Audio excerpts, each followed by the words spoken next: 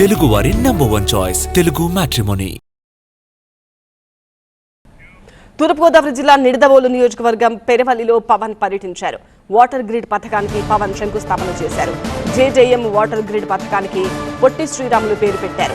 అమరజీవి జలధార పథకంతో ఉమ్మడి తూర్పుగోదావరి, పశ్చిమ గోదావరి జిల్లాల్లో 68 లక్షల కుటుంబాలకు తాగునీరు అందించనున్నారు. ఈ వాటర్ గ్రిడ్ పథకానికి 3050 కోట్లు ఖర్చు చేస్తోంది ఏపీ సర్కార్.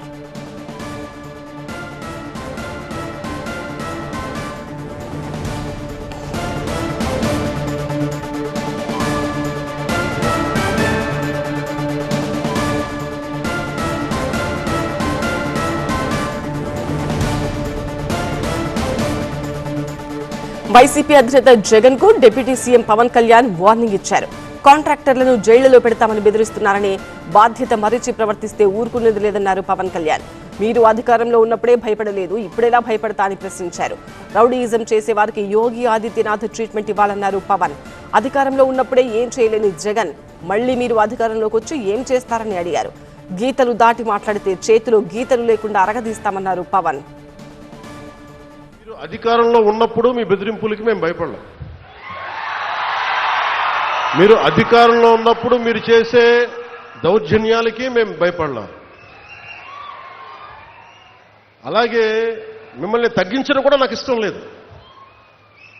కానీ మీరు బాధ్యతగా మెలగకుండా ఒక్కొక్కరిని చంపేస్తాం, మళ్ళీ మేము వస్తాం అని మీరు పిఠాపురం లాంటి చోట కూడా మీరు చిన్నపిల్లల మధ్యలో కాస్ట్ ఫీలింగ్స్ పట్టుకొస్తే మిమ్మల్ని మీ అధోగతికి నేను ఏం మాట్లాడను, మీ దిగజారుడుతనానికి నేను ఏం మాట్లాడను. ప్రకృతిని ప్రేమించేవాడు, తల్లిదండ్రులను గౌరవించేవాడు చేసే పనులా ఇవి? పిల్లలకి కులాలను పట్టుకొస్తామా, ఆపాదిస్తామా? వేరే దారులు లేవా మీకు పాలిటిక్స్ గురించి మాట్లాడడానికి? సిగ్గుందా ఒక్కొక్కరికి అలా చేసే వాళ్ళకి?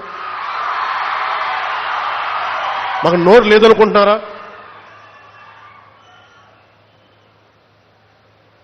కూర్చొని మీరు కాంట్రాక్ట్లు వేస్తే కాంట్రాక్ట్లు వేసిన వాళ్ళందరినీ మేము బెదిరించేస్తాం, జైల్లో పెడతామంటే ఏమనుకుంటున్నారా మీరంతా?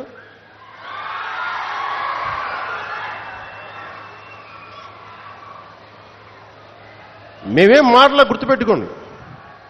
అలా బెదిరించే సమూహం ఎవరైనా